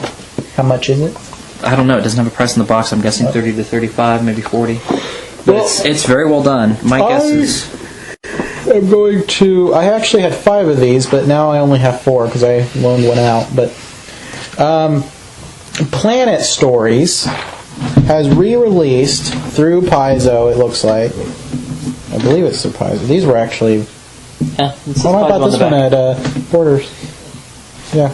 Yeah, the rest. Some of these were actually picked up at Paizo, but then I also bought the Anubis Murders from Borders. Fish Eat Fish is $24.99. Oh, okay. $24.99. No, well, that's a great price. I'd recommend that heartily then. Planet Stories. Planet Stories is used to be a magazine. Actually, I think they still are out. They've been around for a long stinking time, 1930 something. Tutankhamun's $14.99. Yeah. But basically, That they one I'm put not so sure out about. sci-fi and fantasy stories. And the 4 in my hand is Gary Gygax, The Anubis Murders, Michael Moorcock, The City of the Beast, Henry Kuttner, Elac of Atlantis, Leah Brackett, The Secret of Shinart, and the one I loaned out was The Kiss of the Black Goddess. I can't remember who wrote it, though. But these books, each one is different, and each one is a little bit weird. You can tell they used to be in magazines, but The Secret of Shinart is actually 2 stories, and they're with an individual called Stark. Stark is basically kind of like he's a criminal. Who is actually trying to fight the good fight. He was a... Are you thinking Black God's Kiss? That's the other one. By C.L. Moore. That one was weird. It has a very strong female lead. She is a warrior lady who actually ends up going into this alternate realm with these really weird deities. It's very Call of Cthulhu-esque. But the Secret of Shinart is 2 different stories with the Stark character in both of them. It's interesting. I don't want to give too much of it away. It's The People Talisman is the second one. And Stark is a warrior, he's a criminal, but he's also a barbarian. He grew up on Venus in the far future and was raised by Aboriginal Venus people. But he's also and this all happens on I'm sorry, not Venus, Mercury. He was raised on Mercury. But this happens on Mars. It was pretty neat. Elac of Atlantis is your high fantasy on Mars. No, I'm sorry. It's been a while since I read this. Elak of Atlantis is actually on Earth, on Atlantis. Elak is a prince who gave up his throne, and now he's a rogue. It's him and his halfling buddy. I don't like Elak. He's not a very likable guy. And his helper, his little friend, the halfling, is not likable either. I've got nothing against the story itself. The story is neat, but I kept hoping for Elak to be eaten. I just wanted something to eat him and end it. And nothing did. That means you've got something against it. Well, and but I like the writing and I like the weirdness that was going on.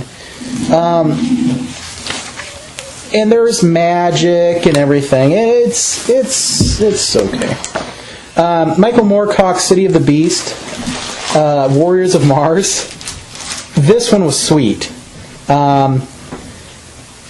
It's about an American physicist who's working on teleportation and he's transported by a mistake into the far distant past, where he meets a princess named Shizala, who's a princess on Mars, and he must fight the terrible blue giants of Argazoon, whose ravaging hordes threaten the whole planet. It's sweet. It ends like it's actually him telling the story. He runs into a writer, the physicist Kane of Old Mars. He's Kane something or other. I don't know what his last name is. Not Kane Astroff, but Kane something or other. Anyway, he's in Paris and he runs into this writer and he's like, "You're not going to believe my story," and he's like, "Well, tell me." So he does. And he gets transported to Mars, like I said. He runs into this princess. And strangely enough, all the women are naked. Well, they wear pants. Anyway. Sounds very pulpy. It's very pulpy. I like the giant blue giant on the front. The blue giant, yeah. There's somebody leading the blue giants. You have to fight him and everything. And at the end, he's getting ready to... You find out that the princess is going to marry this other guy who actually betrays them all. And he's like, ha ha ha. And Not that anybody else wanted to read the book. Oops. I'm excited about this book. I won't tell you how it ends. How about that? So you recommend that one? I do recommend that one. The one by Gary Gygax, The Anubis Murders. It was a very good book. Don't want to destroy any of it, but I'll just read the back here. Gary Gygax, father of fantasy role-play and co-creator of Dungeons & Dragons, who is a fantastic tale of warring wizards that spans the world, from the pyramids of ancient Egypt to the mist-shrouded towns of medieval England. Someone is murdering the world's most powerful sorcerers, and the trail of blood leads straight to Anubis, the sullen god known by most as the master of jackals.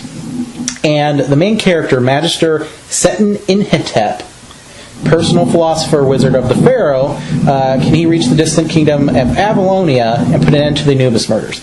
The main character in this, Inhotep, is awesome. His assistant, this warrior chick that's his bodyguard, daughter, kind of. It's complicated. But anyway, he's like Sherlock Holmes, who's Egyptian, and it's just awesome. I recommend this one. I think this one's better than The City of the Beast. And actually the other one he wrote. The Sekhmet Chronicles or whatever? Yeah. Oh, I'd like to add the Black God's Kiss or whatever that one was called. I read that. It was in our bathroom for quite a while. I did not find it to have a strong female lead. I found it to have a very chauvinistic overtone. I thought it did. It was very chauvinistic. I mean, the female character I thought was powerful, but she was physically strong, but it had very chauvinistic overtones to it. I didn't like that book very well. Okay. Now, the other Gary Gygax one you're talking about was the Samarkand Solution? Yes. Yes. Those two... Comes out in April. It's already out. It's a reprint. Oh wait, no, the reprint is not out. You're right. Reprint comes out in April. I was given them. Out of these books, I would. ELAC. I just don't. I just hear ELAC, and I think of the anagram of it, which is.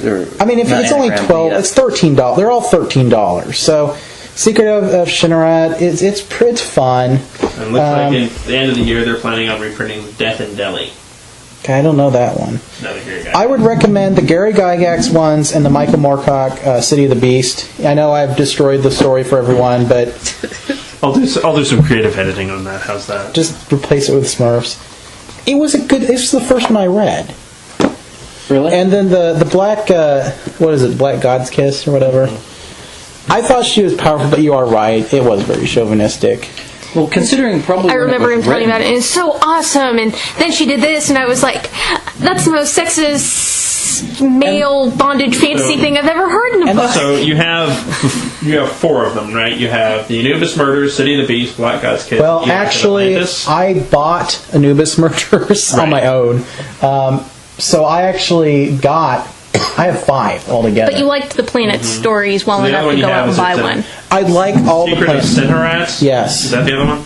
That's actually. And it wasn't a it As wasn't of a this bad book. recording, I there are just thought it 6 was of them out. chauvinistic. So No, and that's a good thing to point out. I didn't really catch the weird Yeah, he bondage didn't. He didn't stuff. catch on to the chauvinistic and weird. Well, not really bondage, Like but like Wonder Woman kind of like stuff? Wonder Woman type of thing. Right. He didn't catch on to that just until I thought she said was- something about Yeah, it. until he said something. I just thought she was a warrior woman who was going around killing people, fighting. But then there was the creepy god thing, and I was like, Wonder Woman. after she pointed it out, it is chauvinistic. But these were written in. Yeah, they were written quite a while ago. Yeah, so A lot of them were. it wasn't out a lot of of them have been out of print for quite a while. Gary it wasn't Gygax, like though, outside the tone of the time. Anubis' murder, and the other one. The Samarkand Solutions. Samarkand Solution should come out. You don't see the other character as much in that one, but in Anubis Murders you do. These characters are sweet. They really, this Inhotep, and I wish they would put her name on the back because she just kicks all sorts of ass. Oh, it's just Rachel. It's Rachel. She used to be She was trying to train her to be a mage, and instead she's like, I like to kill people. Black Ops Can't falter The for Anubis that. murder. Oh, the Anubis murder. Yeah, A lot of these were originally published in the 30s. Yeah, exactly. Some of them were. I mean, Anubis murders. Oh, like the City of the Beast. This one was way back. I mean, this is total pulp. Yeah. You know that the princess is. She's kind of like, I need to be saved, and then she turns around and like shoots people. I mean, I guess that's the thing. The other one was very pulp. Right. They're all pulp. Yeah. The only one that's not what they're trying quite to pulp Is the Anubis Murders, not pulp. Right. Good book. I've heard a lot of people say they like this one. Elac of Atlantis. It just reminds me of Kale. Kale of Mars. I don't know if you've ever read any of those stories, but there were some short stories from the 50s about a character called Kale of Mars, and he was this man from Mars who went around and shot stuff. Well, I think the classic one's John Carter of Mars, really. Well, John Carter of Mars is by Ray Bradbury, though. Well, the first thing you meet, this is when you meet Elac. No, not Yeah, Ray this is Bradbury. Cain of Old This is Mars. Cain Is of that Old who you're Mars. talking about? No, Kale. The name was Kale. Kale. It's a bunch of short stories that are published in the Fantastic first time you Stories. meet Elac, he is John Carter of stealing. Mars was done by a guy who did Tarzan. So. No, Sir Arthur Conan Doyle. The first time you meet That Elac, was not Sir Arthur Conan Doyle. He did the Lost World, not Tarzan. I'm trying to think of who did Tarzan then. I know the name. It's on the tip of my tongue. the first time you meet Elac, he's stealing another guy's wife. And then he stabs the guy. Is the guy a dick? Yes. But that's the first time. And then in the next story, he's dumped her. You don't even know where she is.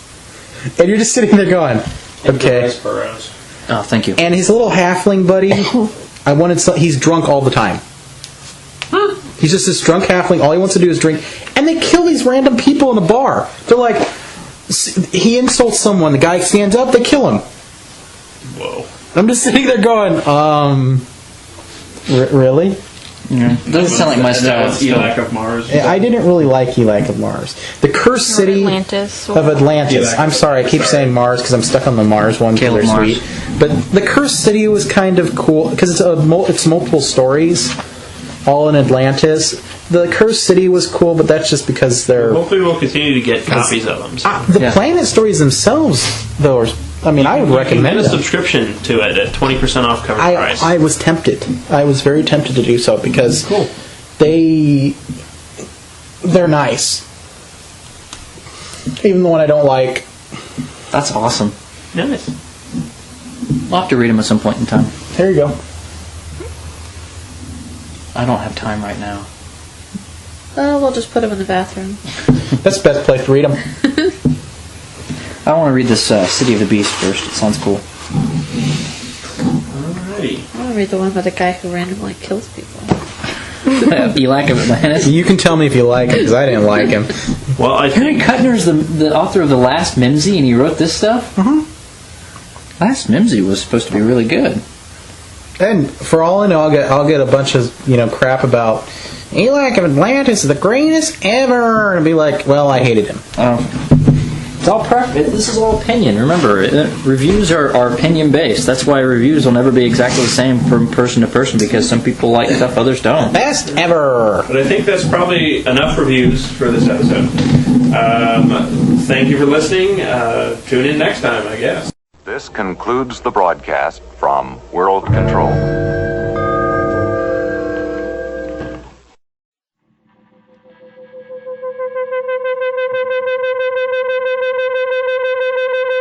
You've been listening to the Gamers Haven podcast. You can find us on the web at www.canadiancrusaders.com. The Gamers Haven podcast is a member of the Vorpal Network at www.vorpalnetwork.com. Gamers Haven and Thousand Monkeys Productions are copyright 2008 and is licensed under a Creative Commons Attribution Non-Commercial Share-alike 3.0 United States license. Some rights reserved. Stop by our website to check out our actual play feed, fill out our feedback guest book, or hit us on the forums. Music on the show is used with permission by Joe Hero Band, www.joehero.com, and this has been a Thousand Monkeys production.